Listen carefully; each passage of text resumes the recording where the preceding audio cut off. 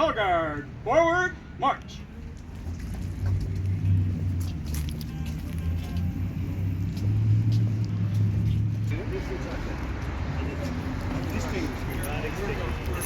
Distinguished, yeah, like. Color guard, up. Post national colors.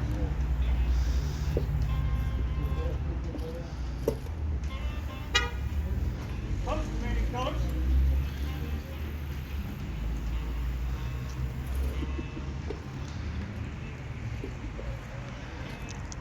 Color guard, left face.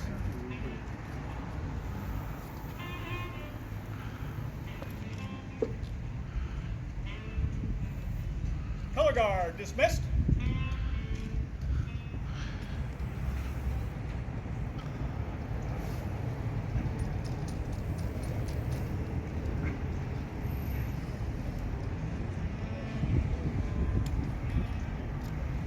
Make ready. Aim. Fire. Climb and load.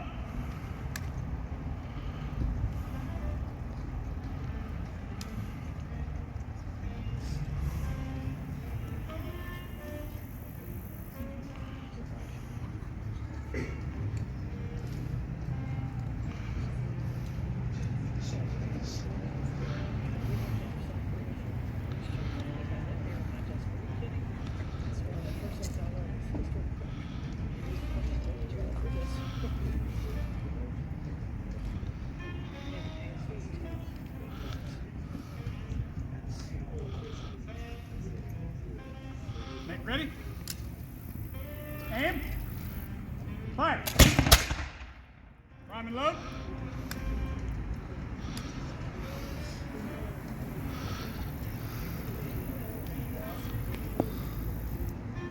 As long as I clean mine, I have good luck.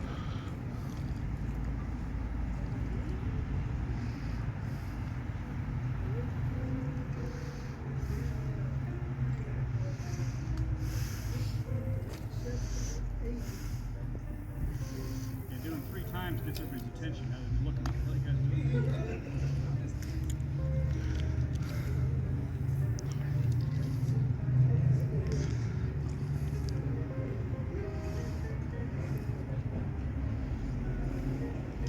Make ready.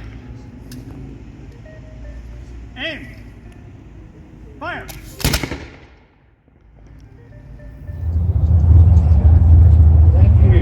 Thank you. I'm General Daniel Morgan, and I'm going to give some after-action reports from the Battle of Cowpens, which was January 17th, 1781, at 8 a.m. in the morning.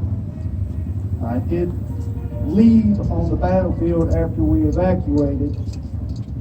Colonel Andrew Pickens, the overall militia commander, he's from South Carolina, to collect all the arms and equipment to bring that up.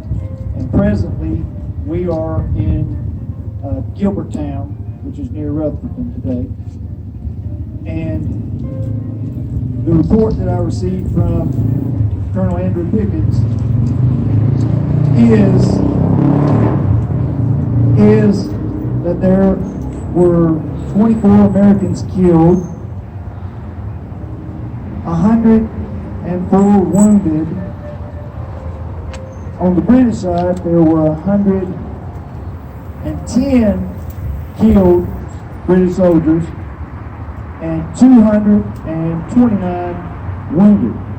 So we have about 333 wounded between the British and American troops.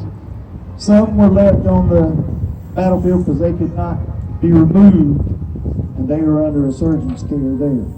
I have with me here in Gilberttown Dr. Joseph Thompson and 2 nurses. One of them is Grace Greenlee McDowell, and I want to assess how many of the wounded need to remain in Gilberttown and how many can move on to Quaker Meadows very shortly. So I'd like to get a report from Dr. Joseph Thompson. Sir, my saws and forceps are bloody, but we have plenty of men ready to go home.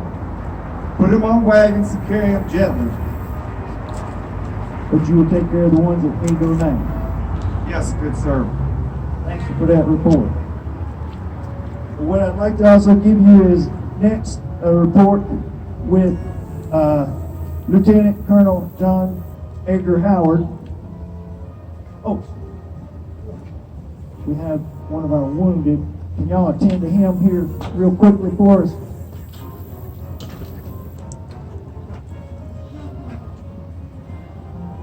We got him, sir, but I want to keep going, but I'm hurting a bit.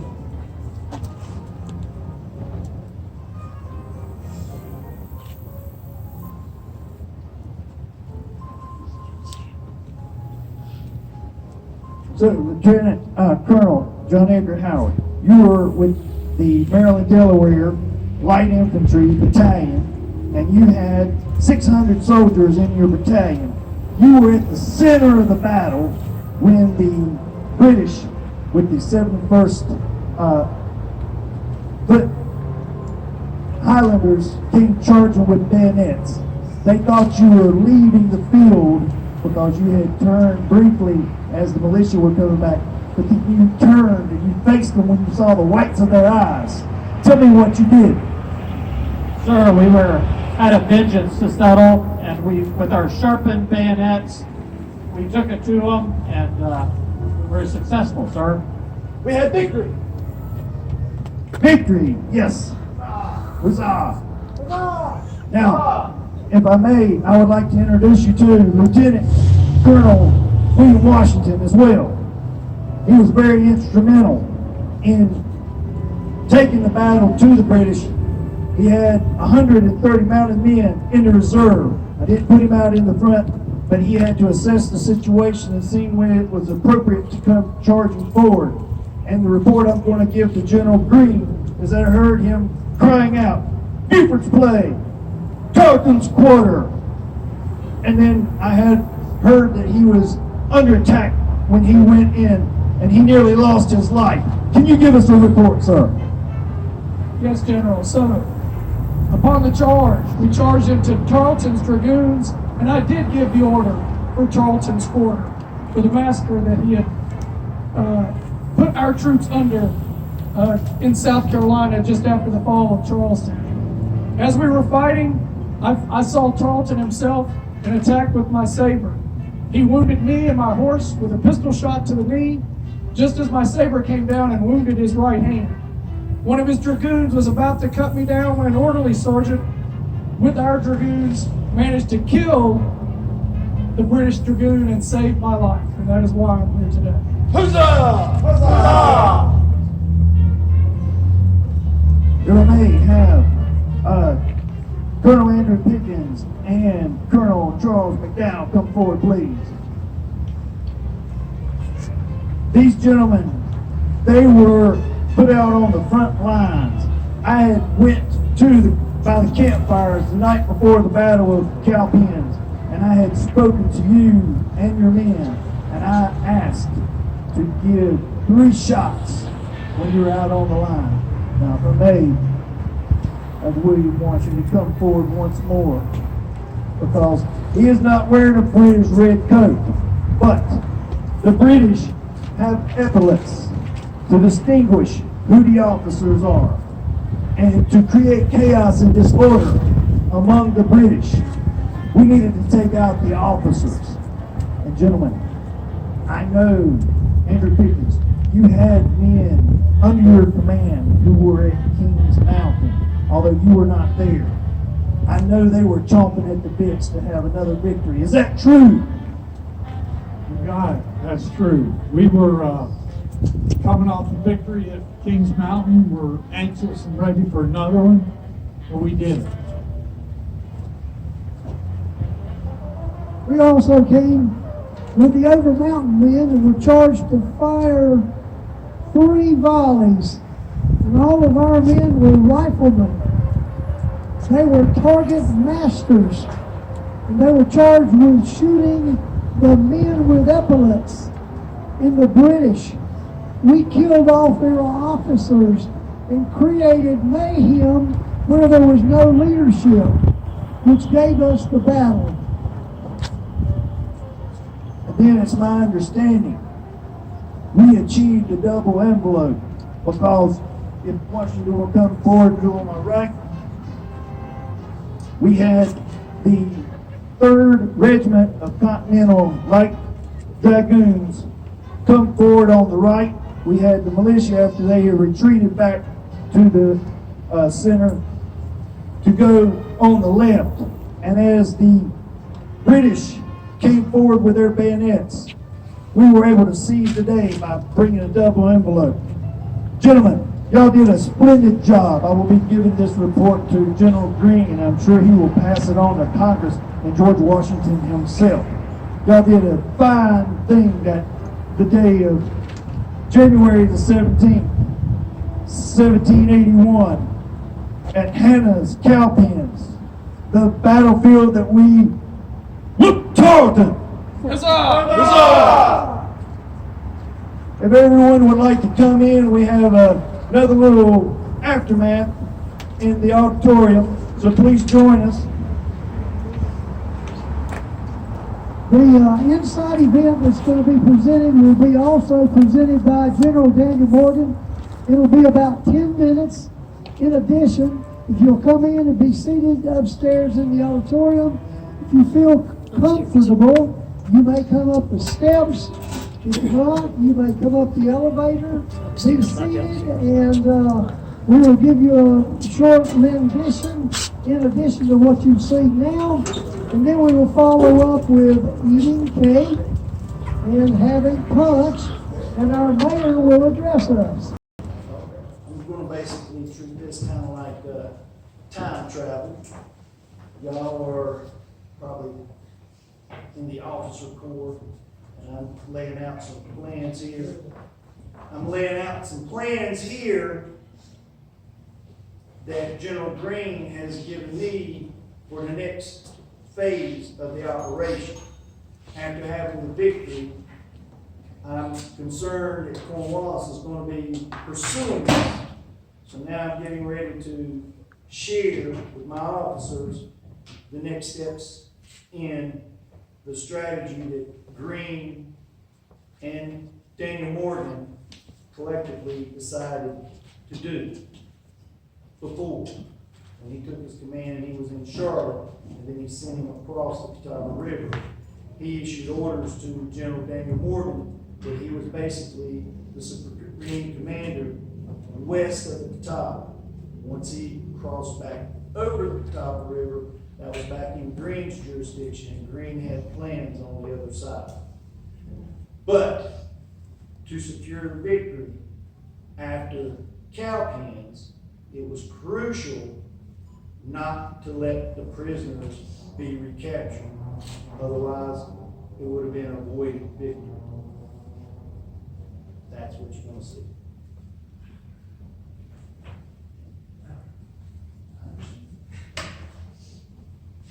Lieutenant Colonel William Washington. Yes, sir.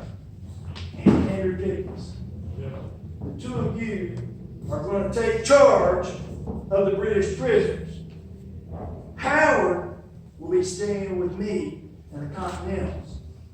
This is very crucial because we are going to shield y'all as you get the prisoners out of the way.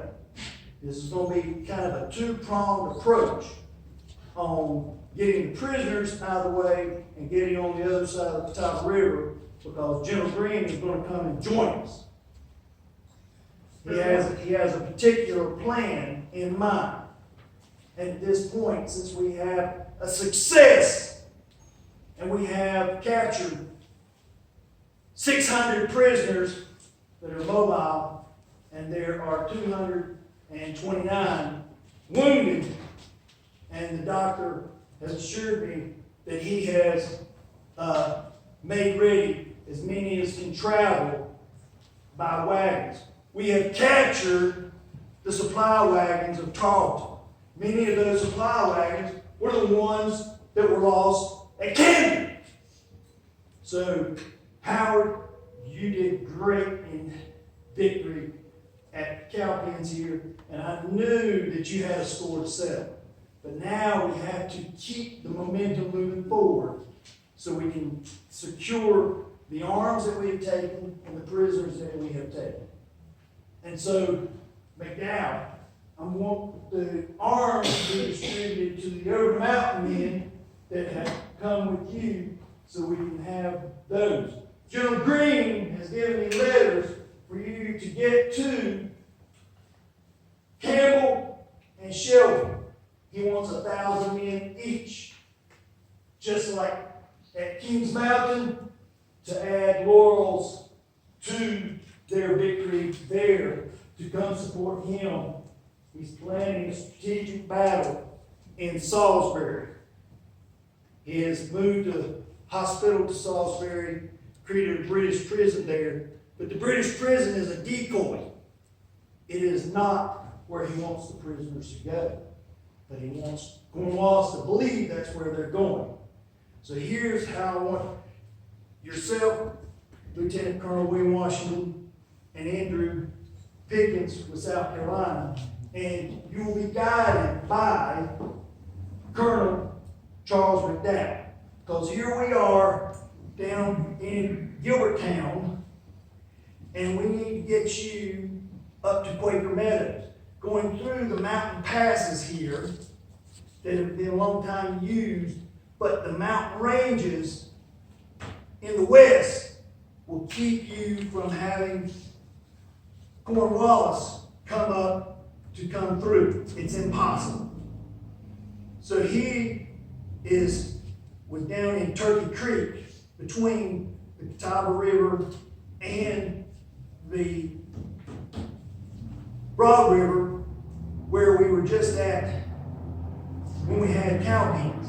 He'll probably send Tarleton back over there to find out where we have moved to. Because he is blind. He doesn't know what has happened.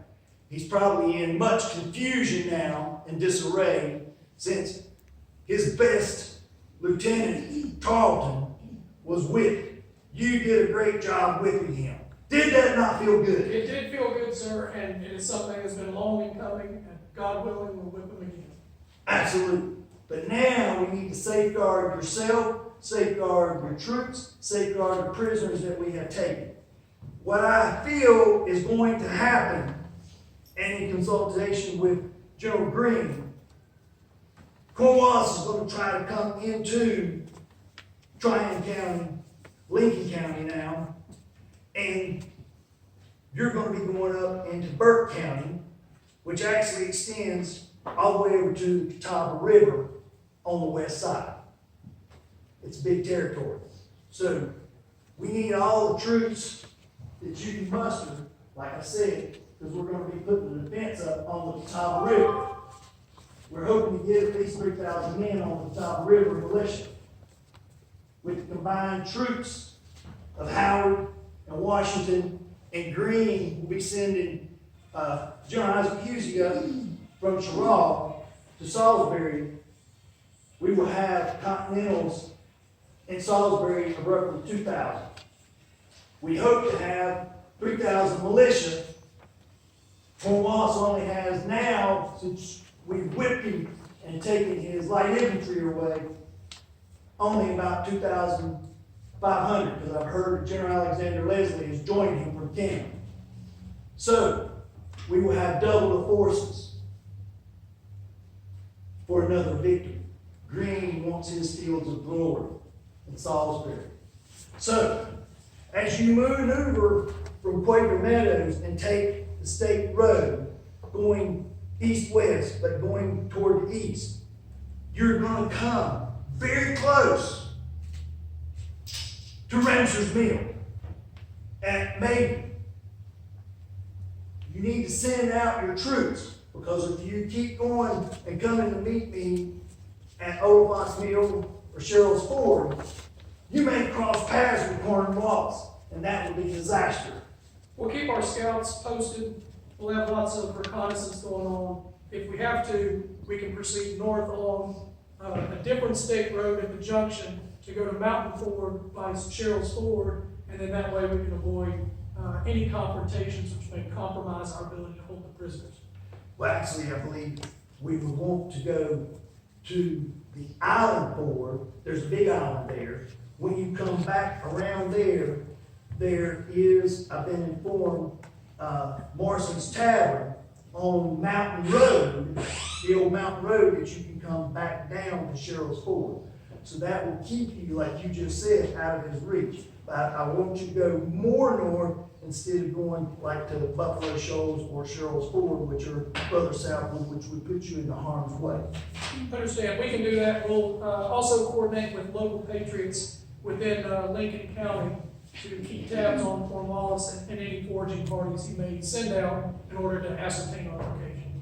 Absolutely, absolutely. Now, we will be crossing, Howard and myself, to give you the shield that you need.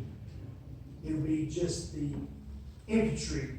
We are going to go from here at Gilberttown across the wagon road to Ramser's Mill.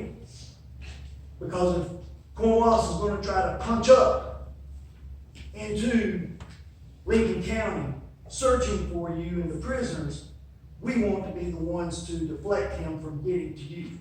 So it's a two-pronged approach. You're going to the west and then to the east. I mean, to the north, then to the east, and then back to the north if you can't make it across after you assess where Cornwallis is yourself. Because once I'm across the river, I won't have any intelligence to share with you. Understood, So sir. you've got to safeguard yourself. Because if Cornwallis catches you, your 250 horsemen and the Virginia militia that are with you, because McDowell will stay back in Quaker Meadows trying to round up more troops, you're going to be on your own. He won't catch us, sir. Very good, very good. So if we can bring this plan together, then we can sandwich Cornwallis in the middle, and we will have another victory. Huzzah! He will surrender, or we will ruin him. God willing, that'll be the case, sir. By your nature. You may take lead and commence to secure prisoners and take them on up to Quaker Meadows. The three of you may go. Thanks, sir. Thank We'll see you you. on the other side. Gentlemen, with me. You're their guy.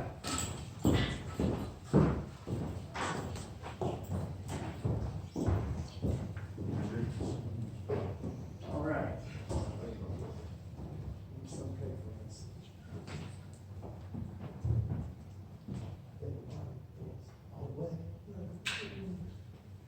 Have them read the ones. Okay, guys,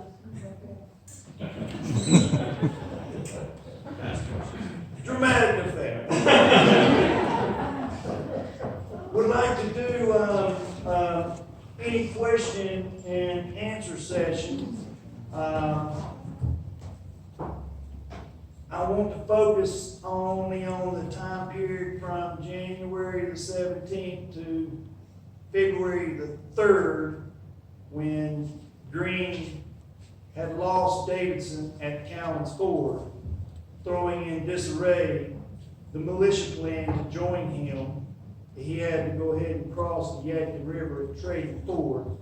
At that point, all parties were together again, because Washington and Pickens were with Green across on the safe side of the Yadkin River on January the 3rd.